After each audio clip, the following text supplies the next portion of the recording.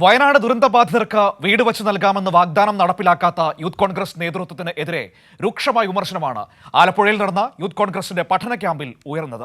എന്നാൽ ആരോപണങ്ങൾക്ക് വ്യക്തമായ മറുപടി പറയാൻ പോലും നേതൃത്വത്തിന് കഴിഞ്ഞില്ല. കഴിഞ്ഞ 2 ദിവസങ്ങളിലായി ആലപ്പുഴയിൽ നടന്നു വന്ന യൂത്ത് കോൺഗ്രസ് നേതൃയോഗത്തിലാണ് ചൂരൽമല ഫണ്ട് വിവാദം ഉയർന്നു വന്നത്. 80 ലക്ഷത്തിലധികം രൂപ പിടിച്ചിട്ടും ഈ പണം എവിടെ പോയെന്ന ചോദ്യമാണ് ഉയർന്നു വന്നത്. ഇതിന് മറുപടി പറയാൻ സംസ്ഥാന പ്രസിഡന്റ് രാഹുൽ മാങ്കൂട്ടത്തിനടക്കം കഴിഞ്ഞില്ല. മാത്രമല്ല, മറ്റ് യുവജന സംഘടനകൾ പിരിച്ച പണം നേതൃത്വത്തിന് നൽകുകയും ചെയ്തു.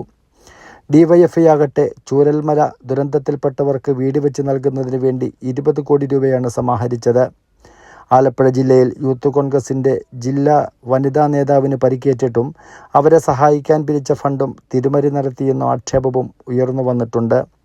ഇത് സംബന്ധിച്ച് എന്തുകൊണ്ട് നേതൃത്വം അന്വേഷണം നടത്തുന്നില്ല എന്ന ചോദ്യവും ഉയർന്നു വന്നു. രാഷ്ട്രീയത്തിൽ നിന്നും യുവസമൂഹം അകന്നു നിൽക്കുന്നതായും രാഷ്ട്രീയ പ്രവർത്തകർക്കും നേതാക്കൾക്കും സമൂഹത്തിൽ വിശ്വസ്തത നഷ്ടമാകുന്നുവെന്നും യൂത്ത് കോൺഗ്രസ് പ്രമേയത്തിൽ സൂചിപ്പിക്കുന്നു. ഒറ്റയാൾ പോരാട്ടം കൊണ്ടല്ല നിലമ്പൂർ വിജയിച്ചതെന്നും UDFും കോൺഗ്രസും ഒരു ടീമായി പ്രവർത്തിച്ചതാണ് ഈ തിരഞ്ഞെടുപ്പിൻ്റെ വിജയമെന്നും പ്രമേയത്തിൽ മുന്നറിയിപ്പ് നൽകുന്നു. അത് പരോക്ഷമായി പ്രതിപക്ഷ നേതാവ് VD സതീശനെതിരെയുള്ളൊരു നീക്കം കൂടിയാണ്. സമുദായ സംഘടനകളെ ബഹുമാനിക്കുക എന്നതിലുപരി വിധേയത്വം പ്രകടിപ്പിക്കുന്ന പ്രവണത രാഷ്ട്രീയ നേതൃത്വത്തിൻ്റെ ഭാഗത്തു നിന്നും ചില സമയങ്ങളിൽ ഉയർന്നു വരുന്നത് അപകടകരമാണെന്നും യൂത്ത് കോൺഗ്രസ് പ്രമേയത്തിൽ പറയുന്നു.